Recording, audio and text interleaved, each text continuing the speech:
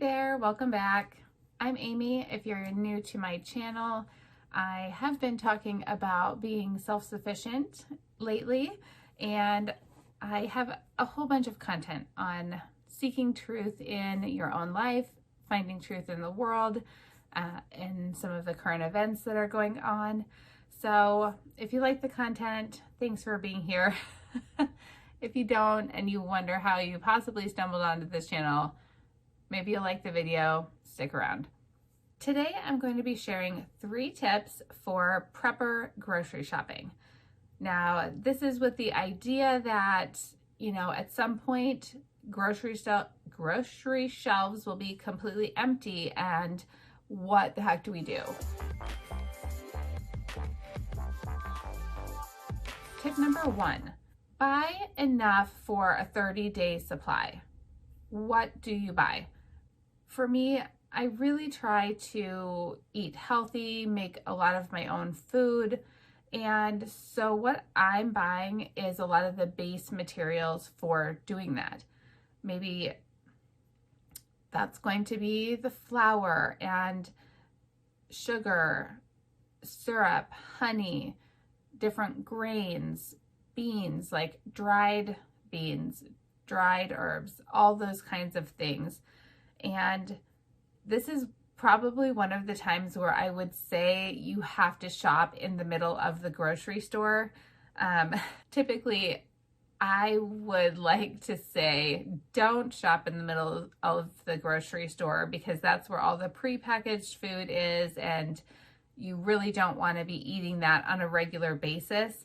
But in this case, that's where you're going to find all of the things that are shelf stable.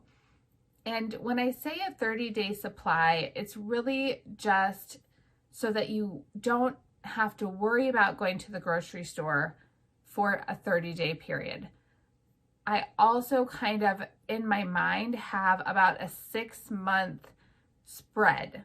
So you don't want to buy a bunch of food that you won't ever eat and have it sitting in your basement untouched. So this is my storage shelf a year ago, and I will tell you, I have 3 teenagers, so I have more convenience foods on here like mac and cheese.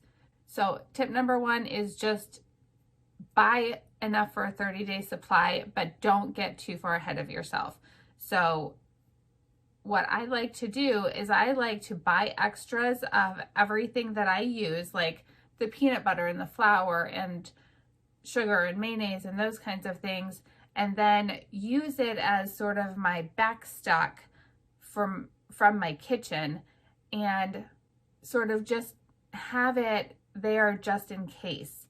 But every time I go to the grocery store, I'm buying the mayonnaise if it's out from the fridge, even if I have some in the basement. But after about 6 months, if you have things that have been in your basement, use them and then restock. So you have to kind of have like this 6-month cycle where you don't let things get too old. Now, this is my shelf today, a year later. I've actually gotten a plastic bin to keep some things in because I realize mice are occasionally in my basement. And some of the things that we haven't eaten have gotten dusty. So I'm gonna make sure to put those in my food rotation and get them eaten. Other things we'll buy and refresh kind of as we eat them. My second tip is about water and other liquids. Now, I did get a question directly about if I buy bottled water or if I stock up on water. As a general rule, I don't buy bottled water, so I'm not going to stock up on bottled water. What I do, though, is I buy milk. And you ask, why is that important? Because I use the empty milk jugs and rinse them out and store water in them. So again, I have kind of a supply that I have water jugs in my basement that are filled up from my well in the house.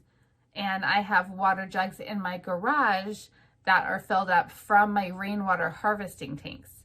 Now, if you haven't seen my rainwater harvesting video, I will link it above for you. I really love harvesting water, and in permaculture, that's one of the biggest concepts. If you do anything, collect water. So I don't buy bottled water, but I do have a supply on hand, and I also have just a handheld Brita filter, like water pitcher, and that allows me to, filter water if I need it. And on my list for this year for becoming more self-sufficient is to buy a Berkey water filter so I can actually drink rainwater that I've collected. I would probably drink it either way. I mean, I feel like I have a pretty healthy immune system. I would probably feed it to my chickens, my animals, but it's nice to have that extra, protection by filtering it through some kind of water filter, the rainwater that is. I probably have at least 10 gallons of water in milk jugs in my basement. That's kind of at all times, and I cycle them. I use them to water indoor plants occasionally, and then I refill them. So, you just don't want to get caught with a power outage when you can't use your water, or like I have a well that is actually got an electric pump. So after a while, I wouldn't be able to get water at all. So that's my tip for water. Definitely keep it stored in your home. And I would say, again, a 30-day supply. And that for me would be at least 30 gallons. I mean, that's at the bare minimum. It's hard to tell how far you go on the spectrum of what ifs.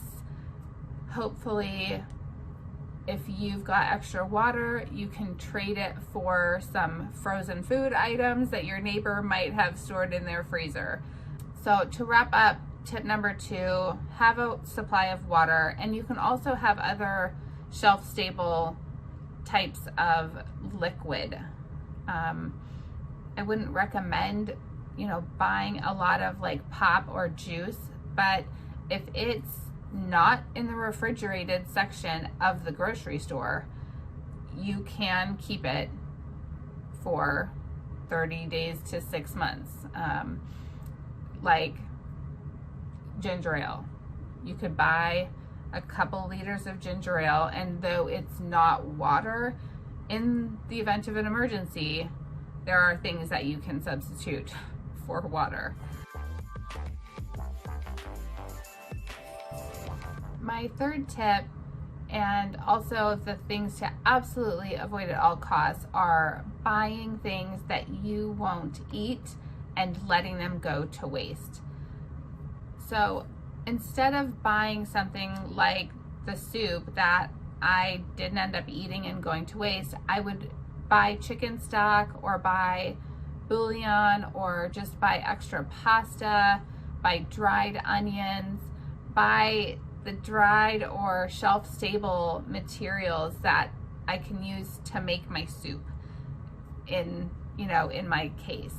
And don't forget to eat through those things that are on your basement shelf so that they don't spoil and go bad, but just replenishing with new items every couple of months to make sure that you have good food to eat in case something happens in the world and we can't get to the grocery stores, or the grocery stores are empty when we get there. Thank you so much for watching. I hope that you enjoyed this video. I would love for you to, leave me a comment, subscribe to the channel if you don't already, and have an amazing day. Bye for now.